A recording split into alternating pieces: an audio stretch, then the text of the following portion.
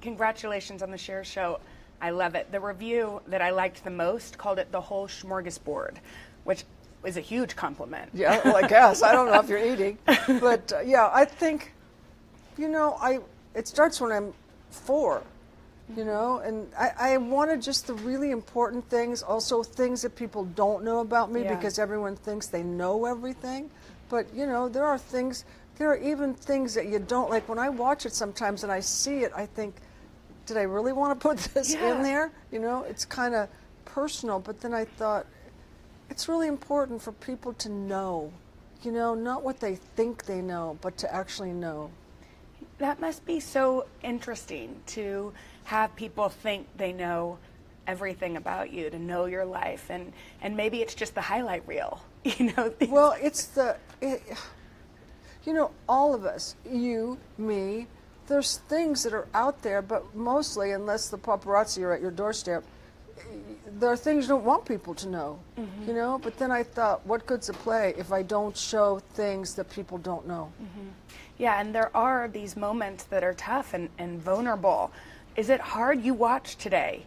No, I actually didn't. I'm going to come on Tuesday. Okay. But I didn't see it. I came for the auction. Yes. But you've seen it.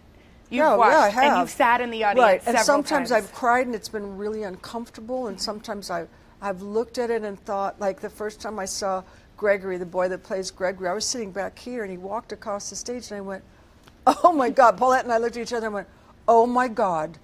He had his walk. It was just like, it was so, it takes you back to a good, bad place. Yeah. It's like a happy, sad kind of thing. And then, of course, Jared is like, whatever, what is that? The first time I heard him, I thought, oh, this is so crazy. And I thought, boy, Sonny is somewhere having the best time. Yeah, I wonder what you think Sonny would think if he was watching. He would like it. He'd be pissed off a little bit, but he knows it's true, so he'd be okay. When you were part of this process and were coming up with, what really needed to be in there, were there parts that were therapeutic and hard? Yeah. I mean, there were parts that were really hard, and there are parts that were really painful. Like when Sonny is dead and he comes to talk to me, I'm sobbing every time. It validates him so much because we go through some stuff that really happened, but it's not exactly, it doesn't paint him in the best light. Yeah. But he was such a weirdo. He was so crazy. He was so funny. He was the funniest person ever. And he had these things, these moments, these demons, like we all have. And so it shows how, oh God, this is so bizarre. So we were getting divorced and he was really pissed off, and he took me to court about Chaz and said, they were Hugh Hefner and they were live fornication. And I went, oh, don't be ridiculous. There was a peacock, okay? There was a peacock, and we were in the underground swimming pool. Nothing going on. Yeah. So we got our divorce, and I was really pissed off at him, and we walked out on, to make a statement, and he grabbed me, bent me backwards, and stuck his tongue in my mouth, and I was so hysterical that I could not be angry with him. I could never be angry with him. It's so interesting that you had this dynamic that was complicated. And your music was so, the two of you together, it was magic. It was kind of more than love. It was more than love. I don't know. That makes sense to me. Makes perfect sense to me. But it was, if he came sitting right here now, you would get Sonny and Cher. It's just, that's who we were. The moment we met, that's who we were. The dynamic didn't change just because your romance was over. So when you watch this, and you see these 3 incredible women play you, who are amazing. It takes 3, though. I have to say, it takes 3 women to really get to one Cher. Well, because it's been so long. I mean, who thought, really who thought, that I would still be here? And so it starts when I was little, because that's when I knew what I wanted to be. That's when I told my mom, I want to be this. I want to be Dumbo. And she went, no, let's try for Cinderella. That was the moment. I think I was 4, and we went to Grauman Chinese. And I mean, everything that you see is really everything that happened. Mm-hmm. And you say your mom, Georgia, has been this force in your life. Yes. My mother was the one that kept saying, you know, like, you say, I'm going to be famous, I'm going to be a singer, I'm going to be a movie star, and everybody goes, yeah, right, Cher, run along. But when I've had friends that became huge stars, but you just never expect it. My mom said, this is who you're going to be, you're special. Mm-hmm. And that's what she kept saying, no matter what it seemed like, you know, no matter what the picture showed, my mother said, this is who you're going to be, you're special. When she sings, she sang. Yeah, and she's great. I mean, I stole my mother's voice. And do you feel like in some ways this career, you know, did she ever have a career? Not really. She had us instead. Yeah. So I had her career. I got a career for her. What does she think about that? She thinks everything I do is amazing. You know, she just thinks, like, she was watching something the other day. I don't know. She found YouTube. It's dangerous. But and she was watching something. I can't remember what it was. And she said, honey, I watched it 20 times, and it was so great, and you're so fabulous. And, you know, and she's just one of those. I mean, not that we didn't fight like cats and dogs, but she never came off of this, you are going to be this special person. Because she said, you won't be the funniest, you won't be the prettiest, you won't be the smartest, you won't be the most talented, but you're special. You know, in some ways, do you feel like this career, you know, she didn't get to have it. She had you guys. And do you feel like in some ways you're living this out for her as well? Really, because I made a show for her. It was Mother's Day present. It was called Dear Mom, Love, Cher. And I started to just make a little present for her 80th birthday, and then it kind of turned into something else. But it was just us talking about when she was young, and she lived in the Bowery, and you know, she had a rough life, and it was, and so she managed to help me. I mean, like, we were poor, but she managed to keep me going. I had dyslexia, and nobody knew what that was. They just said I was dumb, and my mother said, you're not dumb. And I went, Mom, I don't even understand numbers. I can't see them. And she said, when you grow up, someone will do them for you. So she kind of kept me, and even though we really fought, she kind of kept me going in that place. Mm-hmm. And then I met Son. So I went from one mother to another who said, you're special.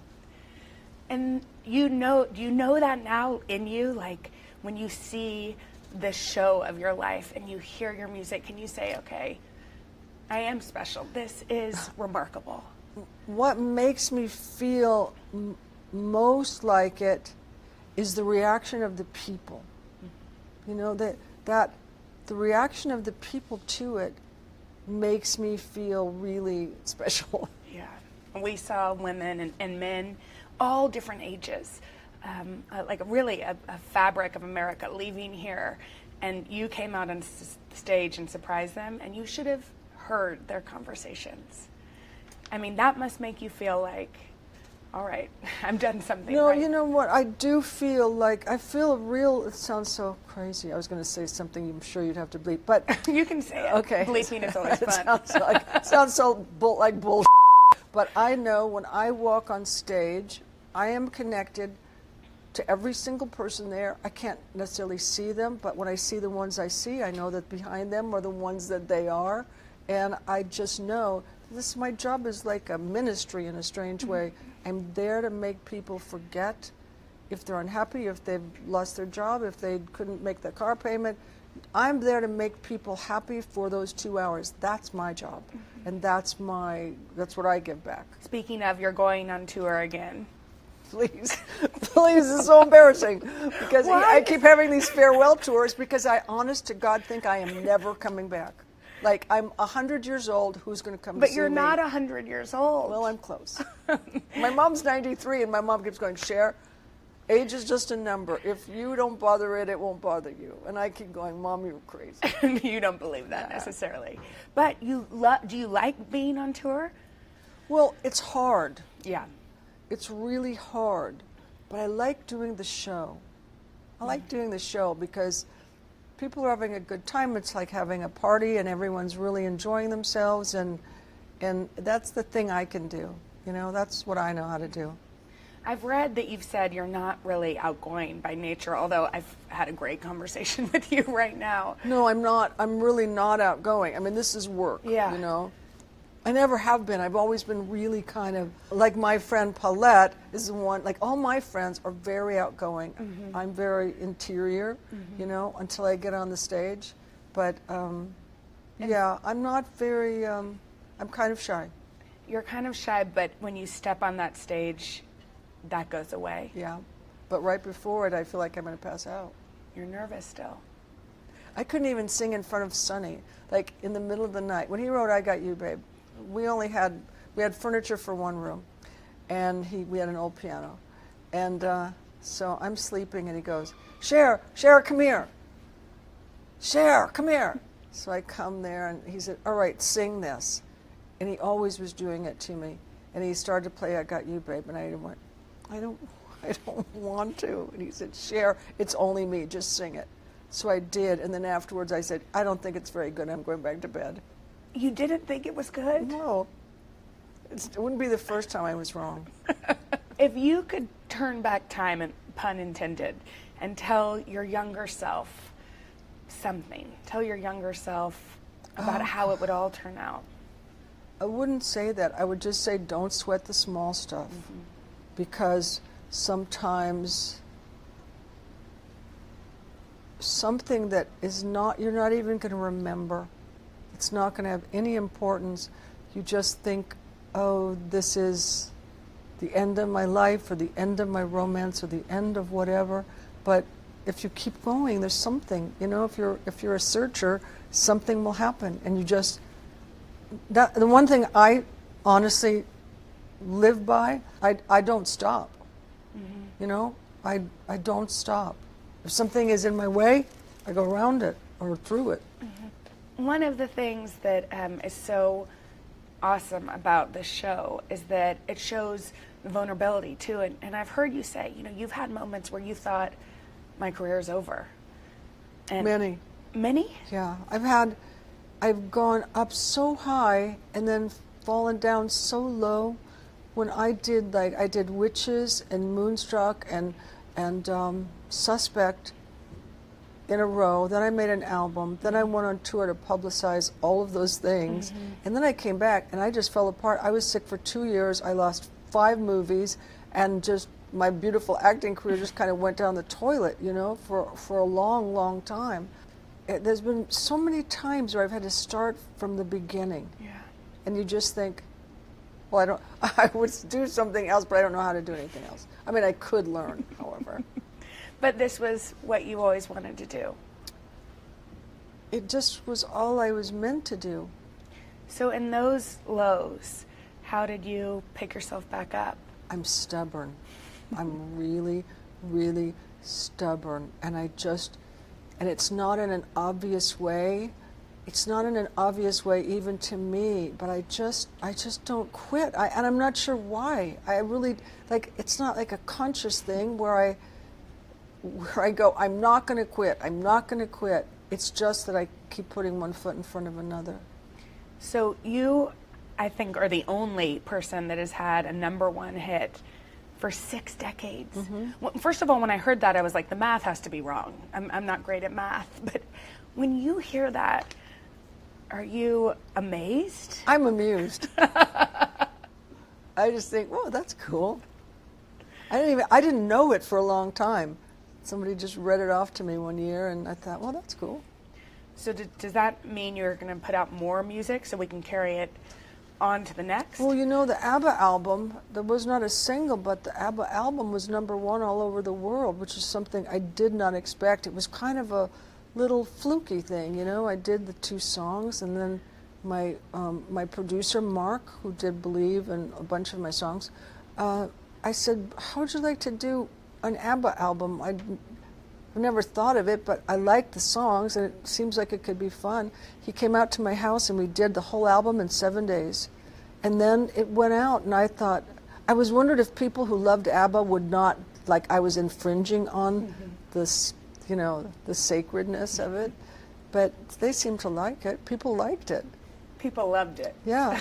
And so I think that's why I'm back on tour, because I wasn't planning this.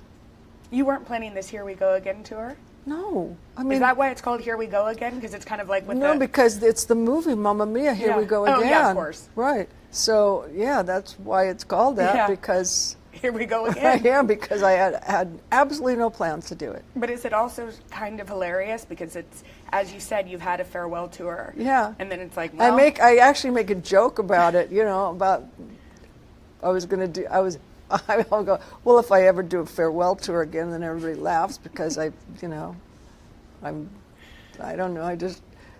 but I mean, I honest to God always think this is the end. And I just don't even think this is the end because I can't do it anymore. I kind of think this is the end because I'm older than glass and people just are going to get tired of coming to see me. Do you really feel that way? Even after watching these people stand up for this show, do you really? Well, because at some point, I mean, this is one of the reasons. Barbra Streisand asked me once, she said, why are you still going out on the road? And I said, well, because someday I won't be able to, and I will wonder, should I have done it? Will I be sad that I mean, I can still do it, and I do it well, but will I be sad if I let that one chance go by and I know I can never do it again because it's diminishing returns, you know? So that's why I have done it, because I don't want to have that feeling of, oh, I wished I'd been able to see the people again. So you've said previously that this is your last tour. Do you stand by that? Oh, yeah. You really stand by that? Excuse me. I'm about to be 73. Get a grip. You know, it's like, you've got to go. But do you feel 73? When I come off stage, I do. Well, I don't even know what 73 is, you know, but when I come off stage, I skip across the stage, and then once I get around, I think, okay, I'm walking from here. When I was younger, like in my 40s, I would come off stage and grab my sunglasses and go dancing. So, you know, now we do different things. But life is still really good. Yeah, I mean, yeah, it's great. It's great. There are a few things in the United States that, you know, not so great, but, you know, and that's another thing. I think that that's another one of my jobs. I want to take people's preoccupation and fear and sadness out of the mix for those hours. And it might last a little bit longer. You know, happiness has kind of a little half-life. You write on your Twitter bio. Oh, God, yes. It's kind of a credo. The haunting one. I like it. It's still there, but so it says, stand and be counted, or sit and be nothing. And it ends with, it doesn't matter, there's only love and fear. What does that mean? Well, stand and be counted, it means you have to stick up for something. You have to put your ass on the line for something. And if you do nothing, you're a coward, sit down. You know what I mean? If you have the guts to stand up and do something, and if you don't, sit down and get out of our way. And you are verbal about it on Twitter. Yeah. Hey, what are they going to do? Shoot me? No. No. So, okay. Yeah, we'll see. When you, you know, legacy or your life story, it's when you watch this show, what do you hope that people take from it and take from your life and your career? I hope that they take to never give up, to have a great time, to try to enjoy your life, and to never give up, and to never let anybody tell you you can't do something. It's like, I think that's why all my stupid songs, I was running over my song list the other day, and I just thought, what is it with you? Strong enough, and woman's world, and you know, there's always something about be tough, be tough, be tough. But women need those anthems. Yeah, But you know, I'm not a tough woman, truthfully. Mm-hmm. I'm a strong woman. I'm one of us. The two of you have been working together for a long time. A long time. Since I was 19. Well, yeah, she was on the Carol Burnett show as a guest with Sonny. Do you remember the first day she walked in? Well, I expected a kind of a hulking, sort of serious rock and roll. You know, it was like early goth almost. And she came in and she had her little pigtails and a little mini dress, and I thought, wow, she's really cute. And do you remember the first time you met Absolutely. It was that place on, what was it, La Brea or? Highland. I always get it wrong. And it was Berman's costume. Right, it was a costume house. And so I was waiting, you know, and there was one of those three mirrors together. And I was just waiting and looking, and then I saw the door open, and I saw this beautiful guy with tossily, no, you be quiet, with tossily blonde hair, suntanned, looked like he was 10, walked in, and I said, "Are you Bob Mackie?" He said, "Yes." And he knew who I was, and he said, "Oh my God, you're so little. I'm so happy." Well, she had to be in a finale, you know, and she brought her own dress and her own red dress, but she had to be in a finale that I designed the costumes. And it had to be cute and ruffles and all that. And I thought, what am I going to do with this large girl? And you thought she was large? Well, because I guess she was because tall. Bigger than Sonny. Yeah, exactly. You know, they're the same height, but somehow she always looked taller. Because you wore heels, probably. Well, I'm angular, too. You're angular, yeah. Is that it, really? Now, you have created most of all of your really iconic looks. All of them. All. Most of it. All. All. And Yes. I read somewhere that, you know, if you dress in kind of a dressed down way at one of the big award shows, that people are disappointed. And so that you said to Bob, "Okay, Bob, let's go big. Let's go bigger." Well, you know, that's true. That's true, because when she wore, you know, she wore like a sensible evening gown. Nobody was excited. Yeah. So, It's like wearing sensible shoes. Let somebody else do it. So that part was fun. So do you have a favorite? But then they say after she wears one of these get-ups, you know, they say, "Well, that's not fashion." Well, of course it's not fashion. You know, where does she go to work in that? Where does she do it? But it is in so many ways, right? Well, It's avant-garde. it certainly is now, because everybody's copying Bob. Exactly. And Bob, you've just done the costumes for this I have. magnificent show. Did you see the people stand up and give him a standing ovation for this Yes. costume? Well, they didn't stand up today. It's Sunday. Okay. Oh, all right. Sunday. But they applauded. It was loud. But they It was do. great. They were tired. It's Sunday. Right. No, but they do. I mean, I was shocked the first time, but totally excited, because as he was doing it, at the end, people just stood up and started screaming. And I don't think any of us expected that.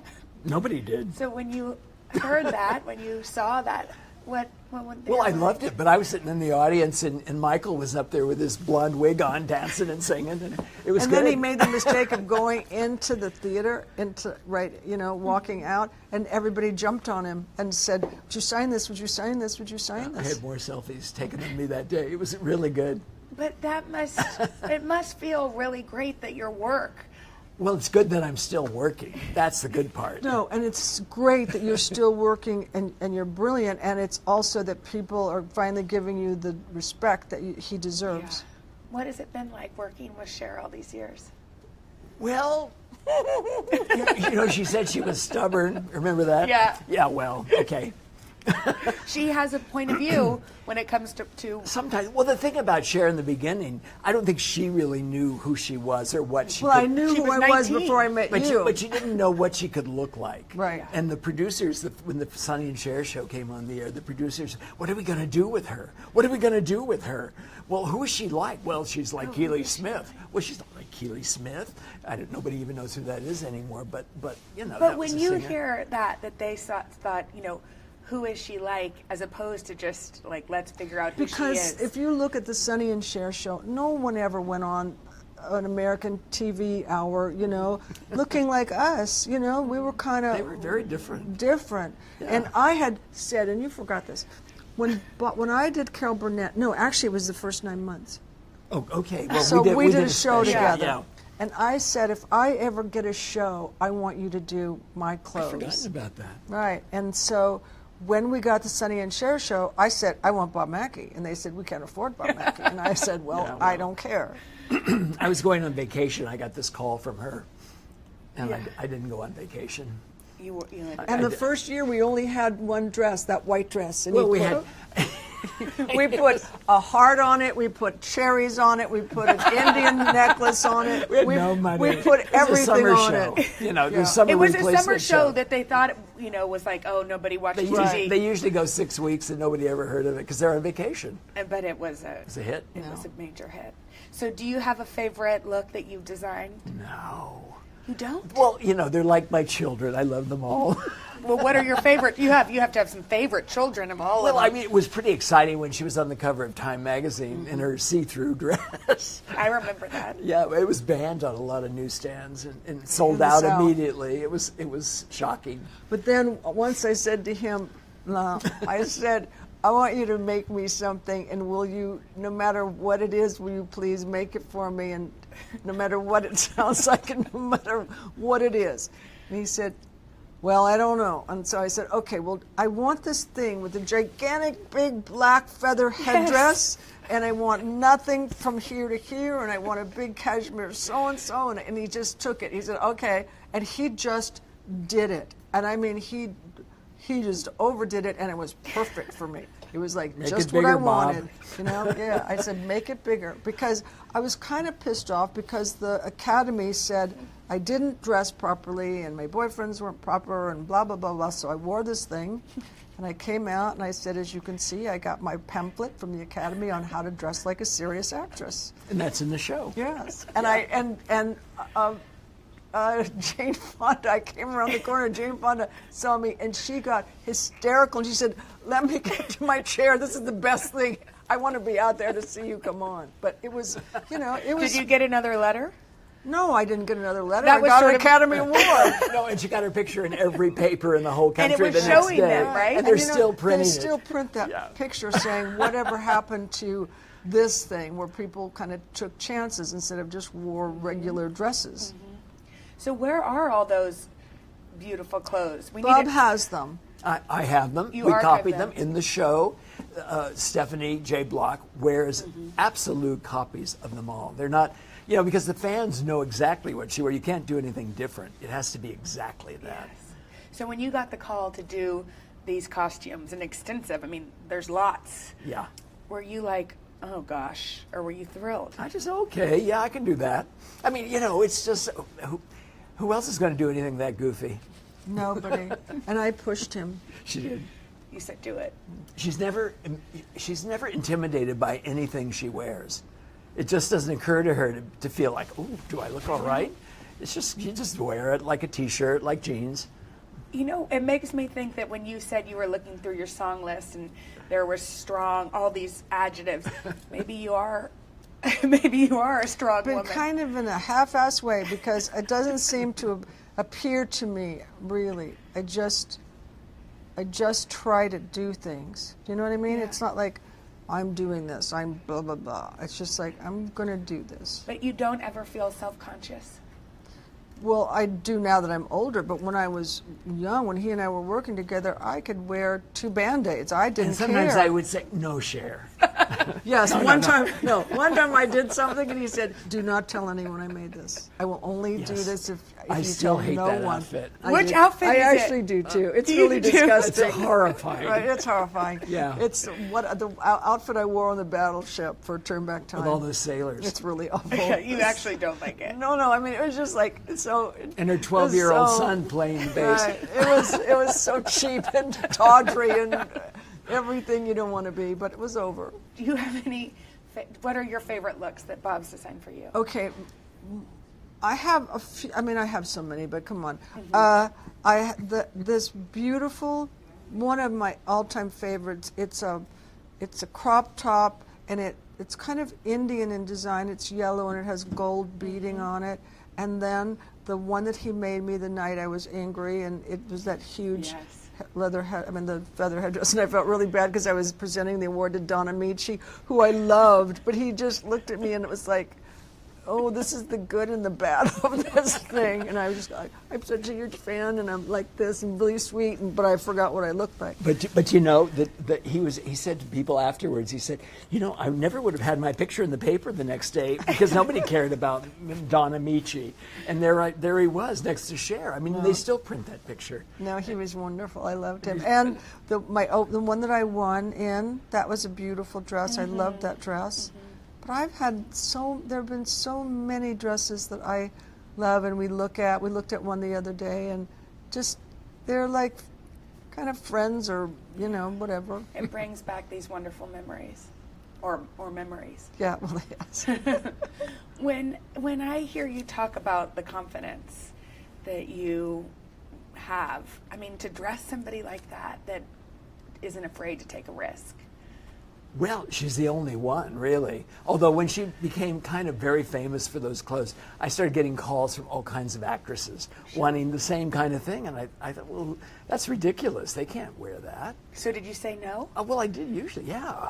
Say no, absolutely. And then she would loan it to them. Sometimes she said, oh, yeah, here, you can borrow it. You would loan out some of I those won't really mention any iconic names. dresses? I didn't care. I don't care. She had it, you know, if you can get in it, you can get in it. She had 24 dresses, new ones every week. If you can get in it, you can get in it. Because they really, right. You had to kind of squeeze them. Oh, yeah. How do you think you have that confidence? That wasn't a matter of confidence at all. I just was too stupid to be frightened. It didn't occur to me that it was anything. Honestly, I mean, I was just dressing the way I should dress for the show, and it was my job. And it was just fabulous, because every week, especially when we started getting into beads. She liked your beads? I love beads. When we started, You still do, yes, right? I still do. But so when we started doing that, it was so much fun, you know. But I never was afraid. I never was worried. There was nothing to be afraid of. The body, nothing hung over anywhere. Yeah. It was just like a sculpture, a statue. It was fabulous. You know what else, though? It takes me back to that Twitter profile. And so I assume you choose love over fear. Well, sometimes fear creeps in, you know, and you have to. It's good to be a little afraid. Well, but you have to. That's what I would have told my younger self, one of those girls, that, you know, you have to work hard to get through it, because you'll always get to the other side, and hurry up and get there instead of like, you know.